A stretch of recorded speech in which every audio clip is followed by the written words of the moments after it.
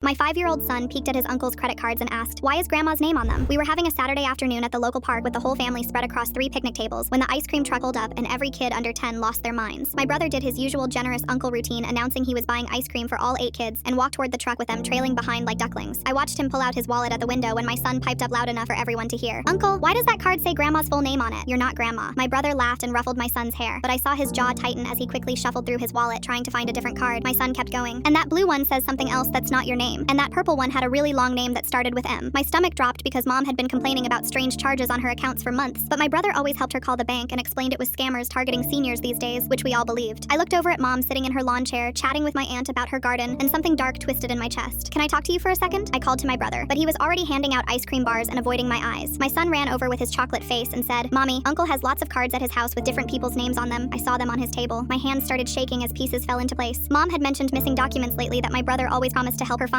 My husband gave me that look that meant calm down, but I was already walking toward my brother, who was desperately trying to organize a game of tag with the kids. "We need to talk about Mom's credit cards right now." He turned with this practiced, confused look he'd perfected over years of lying. "What about them?" "I just helped her dispute fraudulent charges last week, and the bank said everything was handled. I wasn't buying it anymore. Show me your wallet so I can see what my son is talking about." He laughed at me like I was being ridiculous. "You're really making a scene at a family picnic because a 5-year-old doesn't understand how business credit cards work?" Mom looked over concerned and asked what was wrong. "Nothing, Mom. Just a misunderstanding about something silly," my brother said smoothly, but I was done protecting him. "Mom, when did you last see your actual credit card statements, not just what he showed you on his phone?" She looked confused and said, "My brother switched her to paperless to save trees." My aunt was paying attention now and mentioned her father just had his identity stolen at his retirement home. I turned to my brother, my eyes narrowed. "Show us the cards in your wallet right now, or I'm calling the police," I said loud enough that everyone at nearby tables went silent. "This is insane. You're accusing me of stealing from our mother?" He was getting loud and defensive, which told me everything. "Then prove me wrong and show us you don't have Mom's name on any cards." He started backing toward his car. "I don't have to prove anything to any of you." But Mom was looking at him with dawning horror spreading across her face. "Honey, just show them the cards so we can clear this up." He shook his head violently. "You've all been poisoned against me since Dad died. I'm the only one who actually helps her." My husband stood up from the bench. "I just pulled your mom's credit report, and there are 12 cards open this year she doesn't recognize at all." My brother's face went completely white. "Mom, did you give him your social security number?" I asked gently. She nodded slowly. "He said he needed it for his phone plan discount." My brother realized he was trapped, and his demeanor changed from defensive to aggressive. "You have no idea what I've been dealing with since Dad died, trying to keep her finances afloat while you all live your perfect lives." Mom's face crumpled. "What are you talking about? Your father left me plenty." My brother exploded in front of everyone. "Plenty for you. I'm working myself to death with 2 jobs, and you sit in that paid-off house worth $500,000 refusing to help your drowning son." The truth was uglier than I'd imagined. "You've been stealing from our mother?" I asked in disbelief. He turned on me with venom in his eyes. "At least I didn't marry money like you did. Don't pretend you understand losing everything in a divorce while Mom hoards every penny of Dad's life insurance like it's sacred." My aunt was on the phone with the police. My brother started toward his car, but my husband and cousin stepped in front of him. "You're not going anywhere until the police get here," my husband said calmly. My brother looked around wildly at all of us, and then at Mom, who was crying with her hands over her face. "I was going to pay it back once I got on my feet." We all knew that was a lie.